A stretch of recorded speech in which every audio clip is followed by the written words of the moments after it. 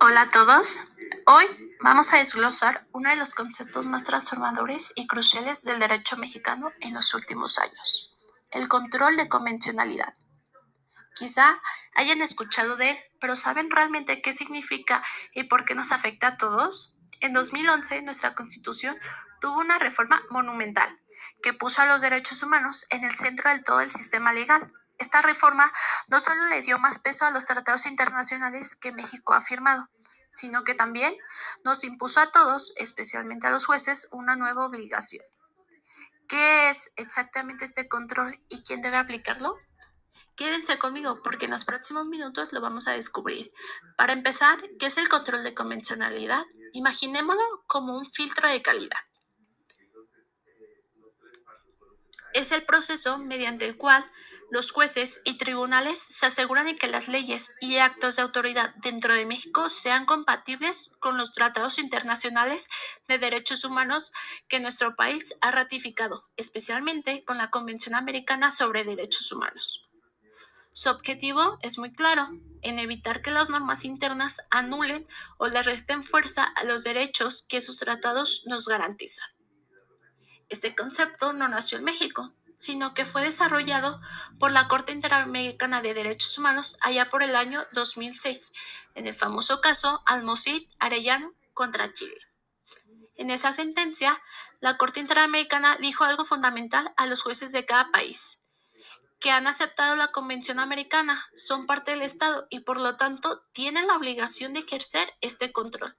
Y no solo eso, la Corte estableció que este control debe hacerse de oficio, es decir, sin que nadie se los pida.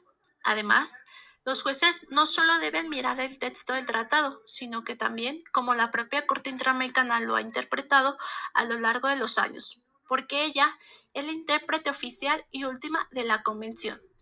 Ahora, viajemos a México. ¿Cómo llegó este concepto a nuestro sistema jurídico?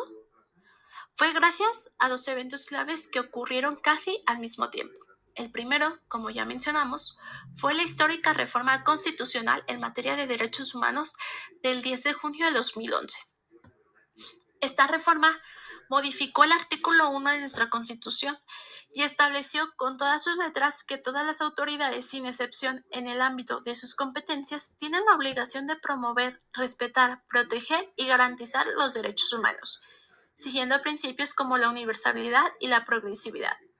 El segundo evento fue la resolución del caso Rosendo Radilla Pacheco contra México, un caso muy doloroso que llegó hasta la Corte Interamericana. Tras la condena al Estado mexicano, nuestra Suprema Corte de Justicia de la Nación tuvo que analizar cómo cumplir con esa sentencia. En el expediente Varios, 9 de diciembre del 2010, la Suprema Corte trazó la hoja de ruta y definió cómo funcionaría el control de convencionalidad aquí. Estableció, por ejemplo, que las sentencias de la Corte Interamericana donde México es parte son totalmente obligatorias para nuestros jueces. Además, la jurisprudencia de la Corte Interamericana, en otros casos, aunque no sea contra México, debe usarse como un criterio que nos orienta.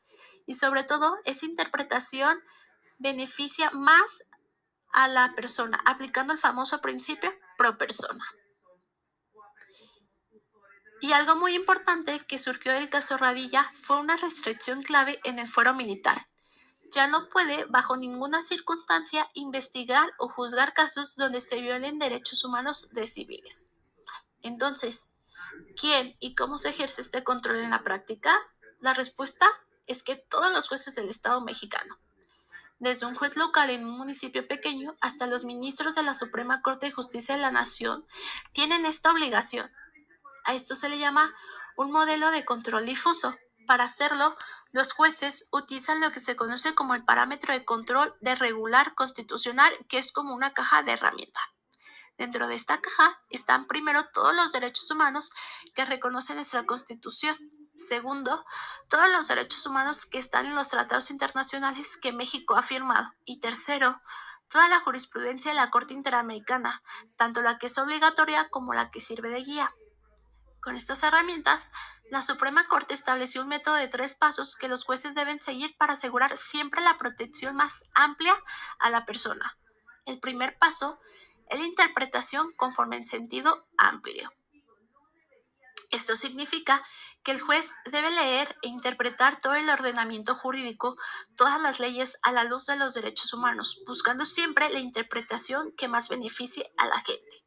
Si esto no resuelve el problema, pasamos al segundo paso, en la interpretación conforme en sentido estricto. Aquí, si una ley tiene varias interpretaciones posibles, el juez debe elegir aquella que le haga compatible con los derechos humanos, partiendo de la idea de que las leyes, en principio, son constitucionales y ninguna de estas dos opciones es posible si la ley es claramente contraria a un derecho humano y no hay forma de salvarla. Viene el tercer y último paso en la inaplicación de la ley. Es muy importante aclarar algo aquí. Los jueces locales o federales no pueden anular la ley para todo el mundo, no pueden declararla inválida. Lo que hacen es simplemente dejar de aplicarla para ese caso concreto que están resolviendo. Solo la Suprema Corte de Justicia de la Nación, a través de procedimientos especiales, tiene la facultad de eliminar una ley del sistema jurídico. Y esto no es solo teoría. El control de convencionalidad ha tenido un impacto gigantesco en la vida real y en casos que nos afectan a todos. Les doy algunos ejemplos rápidos. En materia mercantil, los jueces han utilizado la Convención Americana para determinar que cobrar intereses moratorios excesivos, es decir, la usura, es una violación a los derechos humanos, por lo tanto han puesto límites a esos cobros abusivos. En materia laboral, se han cuestionado leyes que limitan el pago de salarios caídos a un trabajador despedido injustificadamente, argumentando que violan el derecho a una reparación justa o a la no discriminación. En materia familiar, en juicios de divorcio o de pensión alimenticia, se usa este control para priorizar siempre el interés superior de los niños y las niñas por encima de reglas procesales. Y por supuesto, en el tema del fuero militar, se han reforzado una y otra vez la regla de justicia militar. No pueden tocar casos de violaciones a derechos humanos de civiles. Esos casos deben ser vistos siempre por la justicia ordinaria. Incluso, esta obligación de aplicar el control de convencionalidad no es exclusiva de los jueces. Todas las autoridades, como un ministerio público o una comisión de derechos humanos, deben interpretar y aplicar las normas de la forma que más favorezca a la persona. En resumen, el control de convencionalidad, que nació de los compromisos internacionales de México y fue consolidado por nuestra Suprema Corte, se ha convertido en una herramienta poderosa para proteger la dignidad humana. Representa un desafío constante para todos los que trabajamos en el mundo del derecho, ya que nos obliga a estar siempre actualizados, a estudiar los tratados internacionales y a conocer las sentencias de la Corte Interamericana. Pero el objetivo final vale todo el esfuerzo: construir un sistema de justicia que de verdad garantice la protección más amplia y efectiva de los derechos fundamentales de todas las personas que vivimos en México. Muchas gracias por haberme acompañado en este viaje por el control de convencionalidad. Si este video te pareció útil e interesante, por favor no olvides darle me gusta y compartirlo.